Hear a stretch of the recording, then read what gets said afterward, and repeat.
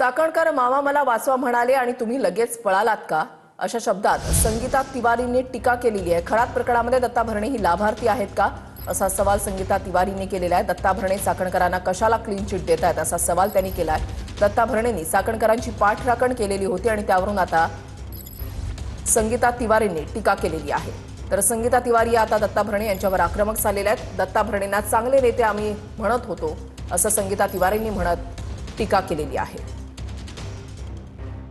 दत्ता भरणे सुद्धा या प्रकरणामध्ये लाभार्थी आहेत का, या शब्दामध्ये संगीता तिवारी यांनी आक्रमक होत आता भरणेंवरच टीका केलेली आहे। दत्ता भरणे यांनी चाकणकर यांची पाठराखण केलेली होती आणि त्यावरून आता संगीता तिवारी आक्रमक झालेल्या आहेत। रुपाली ठोबरे पाटील, संगीता तिवारी या दोघी सुद्धा या प्रकरणावरून आक्रमक झालेल्या आहेत।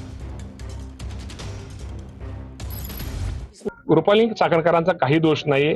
शेवटी माणूस आपला किती झाला तर हिंदू माणूस काढला की आपल्याला एक काही असलं तर एक थोडं आपण रस्त्याने ते काय स्वतःहून गेले, कुठं कार्यक्रमाच्या निमित्तानं गेले असतील, महाराजांचं दर्शन झालं असेल किंवा तिथं ते भेटले असतील किंवा त्यानंतर काय शेवटी आपण कोणाला तरी गुरु मानतो, हे झालं असेल। त्यात रुपालीताई चाकणकरांचा कुठलाही दोष किंवा त्यात त्यांची कुठलीही चाकणकर ताईंची चूक नाहीये। त्यामुळे या बाबतीमध्ये असं आता समजा मला तुम्ही कुठे चला म्हणून मी येतो, काही अडचण नाही।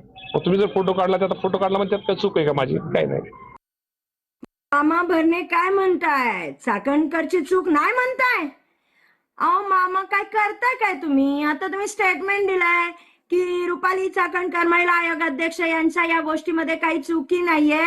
अहो मामा, त्यांनी मामा मला वाचवा, मामा मला वाचवा म्हणल्यावर तुम्ही पळत पळत आला, तर तुम्ही त्याच्यामध्ये कोणते लाभार्थी आहात का? कशाला बाजू घेताय?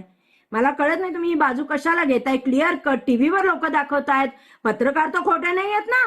का पत्रकार खोटे आहेत? मुळामध्ये दत्तात्रय मामा मंत्री महोदय यांना पूर्ण माहितीच नाहीये।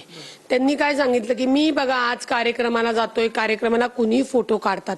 निश्चित एखादा सेलिब्रिटी, एखादा राजकीय नेता जेव्हा कुठल्या कार्यक्रमाला जातो कुणी फोटो काढतात, पण कुणीही आपल्या लेटर हेडवर मंत्रीपदाच्या पत्रावर संविधानिक बसलेल्या पदावर त्याला पत्र देत नाही। भरणे मामांना माहितीच खोटी आहे, पूर्ण माहिती भरणे मामांनी घेतलेली नाहीये, म्हणून त्यांच्याकडनं चुकून ते वक्तव्य झालेलं आहे असं मी म्हणेन।